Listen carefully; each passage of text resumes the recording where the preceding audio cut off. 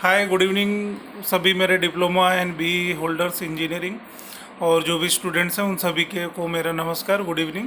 तो पिछले जो वीडियो था अपना फाइनेंस डिपार्टमेंट का वो कंटिन्यू में ही अभी जाएगा। तो वहाँ तक हमने डिस्कस किया था कि गेट से आपका मटेरियल गेट पास बन के चला गया। अब सपोज़ करो कुछ दिन के बाद आपका मटेरियल या जो भी आपने भेजा था रिपेयरिंग होके वापस आ गया। वापस आएगा तो क्या होगा, जिसके पास आपने अपना मशीन पार्ट्स भेजा था वो एक चालान के साथ भेजेगा गेट पास, रिटर्नेबल बेस पे, क्योंकि ये रिटर्नेबल है। तो वो गेट पास आपका साइट पे आ जाएगा। इंजीनियरिंग के लोग उसको जो है चेक करेंगे, सब कुछ उसका चालान और उसका जो इनवाइस बिलिंग जो भी रहेगा वो फाइनेंस डिपार्टमेंट को हम दे देते हैं और मटेरियल हम आप अपने यूज़ के लिए लेके चले जाएंगे। उसके बाद की जो प्रोसीजर है वही है जो मैंने पहले बताया। उसके बाद जो है फाइनेंस डिपार्टमेंट बिल बुकिंग करता है, सब बनाएगा और उसका प्रिपरेशन करेगा, जीआरएन पंचिंग करेगा, बिल बुकिंग करेगा। उसके बाद वेंडर का पेमेंट का सिस्टम चालू हो जाता है। तो ये एक इतनी एक बड़ी जॉब हो गई जो कि रोज़ एवरीडे इंडस्ट्री में ये चलता ही रहता है। अब गेट पास जो है ना, दो तरीके के बनते हैं। एक होता है रिटर्नेबल गेट पास, एक होता है नॉन रिटर्नेबल गेट पास। रिटर्नेबल गेट पास वो गेट पास होते हैं जिन मटेरियलों को आपने बाहर भेजा, सपोज कुछ फैब्रिकेशन कराने, वेल्डिंग कराने के लिए जो फैसिलिटी आपके पास नहीं है, तो वो रिटर्नेबल गेट पास पे ही बनाने पड़ते हैं। क्यों? Because it's returnable. हमको ये चीज़ बाहर से रिपेयरिंग करवा के फिर से इंडस्ट्री में वापस लाना है, तो इसके लिए इसको रिटर्नेबल गेट पास बोलते हैं। नॉन रिटर्नेबल गेट पास क्या होता है? ऐसे मटेरियल जो आपको बाहर भेज देना है, स्क्रैप कर देना है, या किसी पर्टिकुलर वेंडर को रिटर्न करना है जो कि आप यूज़ नहीं कर रहे हैं, या किसी ने आपको दिया था कि भाई मेरा ये प्रोडक्ट आप यूज़ करके देखो, इंडस्ट्री में अच्छा लगेगा। सपोज करो सैंपल के लिए दिया था और फिर हमको उसका यूज़ नहीं है या हमको अच्छा नहीं लगा, तो ऐसे मटेरियल आपको तो वापस तो चाहिए नहीं उस पर्टिकुलर वेंडर से। तो ऐसे मटेरियल को क्या करते हैं, नॉन रिटर्नेबल गेट पास के थ्रू हम बाहर वापस से भेज देंगे, क्योंकि वो मटेरियल वापस साइट पे नहीं आना रहता है। तो इस तरीके से गेट पास जो है दो टाइप के होते हैं, रिटर्नेबल, नॉन रिटर्नेबल, दोनों ये फाइनेंस ही फाइनली मेंटेन करता है। अब चलते हैं आगे। अब फाइनेंस डिपार्टमेंट इसके अलावा क्या काम करता है?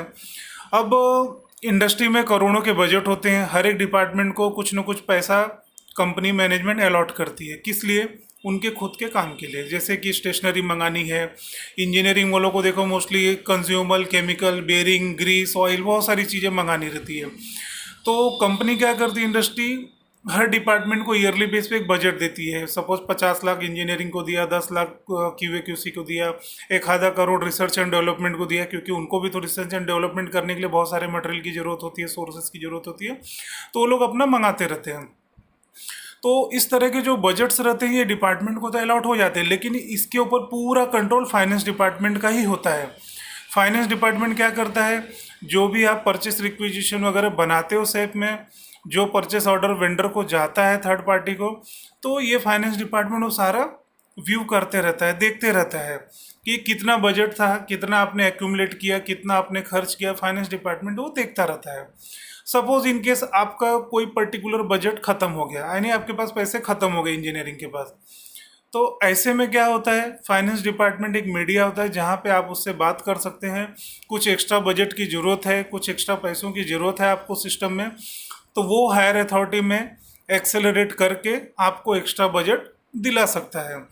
तो इस तरीके से बजट एंड बजटरी का भी काम फाइनेंस के हाथ में होता है, बट सारे डिपार्टमेंट के इनपुट पे ही वो अपना बजट बनाता है।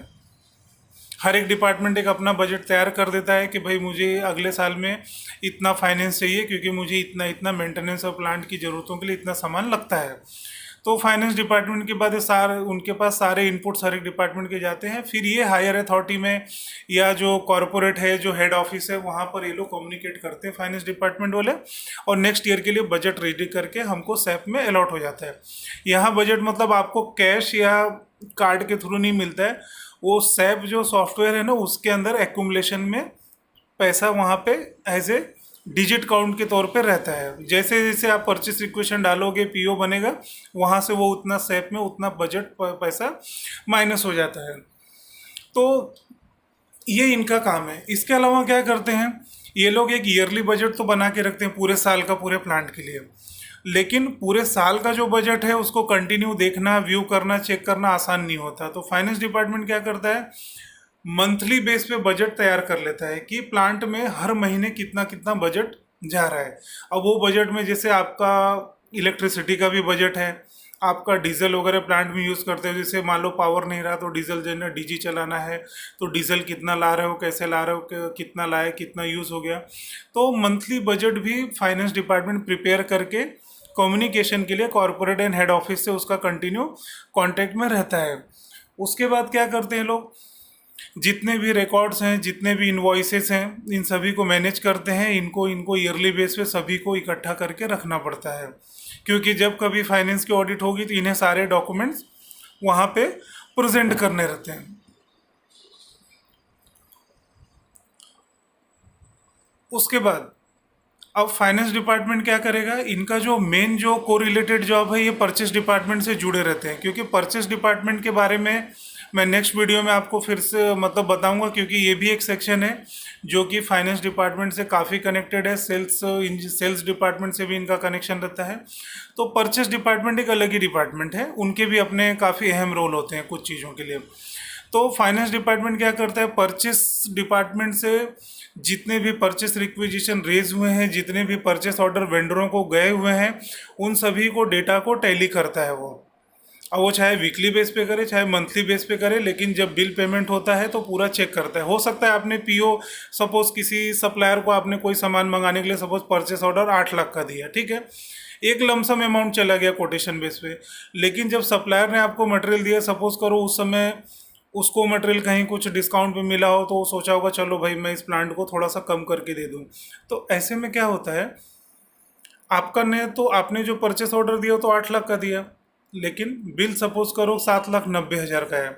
तो अब उस पीआर को या उस परचेस ऑर्डर को अमेंड करने का भी काम यही लोग करते हैं, फाइनेंस डिपार्टमेंट, क्योंकि वहाँ 10,000 उन्हें कम करवा के ही बिल में बुकिंग करनी है।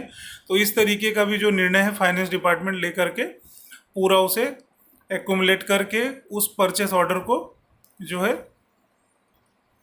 बैलेंस करता है। तो इस तरीके से मंथली या क्वार्टरली बेस पे या ईयरली बेस पे फाइनेंस डिपार्टमेंट एक बैलेंस शीट प्रिपेयर करता है। कि बैलेंस शीट क्या होती है, कि आपको अप्रैल 2021 में कंपनी ने सपोज करो 1 करोड़ रुपए का बजट दिया है, तो अगले साल के 31 मार्च तक आपको जो 1 करोड़ मिला था, तो आपने उस 1 करोड़ को कितना यूज़ किया, कितना बचा है, कितना यूज़ हो गया। तो 31 मार्च के पहले बैलेंस शीट का ओवरऑल टैली होती है। ये टैली भी एक जॉब होती है और ये फाइनेंस डिपार्टमेंट उसको अच्छे से करना जानता है। तो इस तरीके से वो लोग बैलेंस शीट को भी टैली करते हैं उसको, कि कितना आपका बजट आपको अलॉट हुआ था, कितना आपने खर्चा किया, कितना एक्यूमुलेट हुआ और कितना बचा है यूज़ करने के लिए। लेकिन कई बार होते हैं बजट नेगेटिव चले जाते हैं, कि आपको 1 करोड़ मिला था लेकिन आपने बजटिंग 1 करोड़ 10 लाख तक यूज़ कर लिया, या आप मार्च एंडिंग आते आते आपने बोला नहीं मुझे 10-20 हज़ार और चाहिए। तो फिर वो ऐसे भी बजट मैनेजमेंट जो है फाइनेंस के ऊपर ही भार होता है, और वही लोग इसके पीछे काफ़ी मशक्कत करते हैं आपको एक्स्ट्रा बजट दिलाने के लिए। तो नेक्स्ट ईयर का जब बजट बनेगा अप्रैल 2022 के लिए, तो आपको 1 करोड़ 10 लाख का बजट अलॉट होगा, क्योंकि पिछले साल आपने 1 करोड़ 10 लाख यूज़ किया था। तो आप जस्टिफाई करोगे ना कि भाई मेरे प्लांट में इतना खर्चा हुआ है, इतना पावर जा रहा है, इतना ये हो रहा है, इतना इलेक्ट्रिसिटी का बिल गया। तो अगर जब आप उन सब चीज़ों का सत्यापित कर दोगे, प्रूफ दे दोगे, तो ऑब्वियस सी बात है नेक्स्ट ईयर आपको 1 करोड़ 10 लाख का ही बजट मिलेगा। अदरवाइज आपको स्ट्रगलिंग हो जाएगी प्लांट चलाने में। तो ये सभी काम भी फाइनेंस डिपार्टमेंट ही मैनेज करता है उनके तरीक़ों से, और सभी डिपार्टमेंट के कोरिलेशन के साथ ही करता है। अब वीडियो भी फिर से यहाँ पे काफ़ी टाइम हो गया है। अब मैं सोचता हूँ इसमें यहीं पे स्टॉप करूँ, आगे थर्ड वीडियो में ही शायद ये पूरा जॉब इनका कंप्लीट हो पाएगा फाइनेंस का। सो रियली सॉरी, मैं कंटिन्यू बोले जा रहा हूँ, लेकिन मैं भी क्या करूँ, पूरी की पूरी चीज़ों की जानकारी आपको दे देता हूँ। तो thank you my dear student, diploma holder and BE वाले सभी जितने भी हैं उनको मेरा धन्यवाद। थैंक्स मेरे वीडियो में बने रहने के लिए, और जो भी न्यू जॉब होल्डर हैं उनके लिए भी थैंक्स मेरे वीडियो में बने रहने के लिए। अब मुझे लगता है थर्ड वीडियो में फाइनेंस की जॉब डिस्क्रिप्शन पूरी कंप्लीट हो जाएगी। Thank you.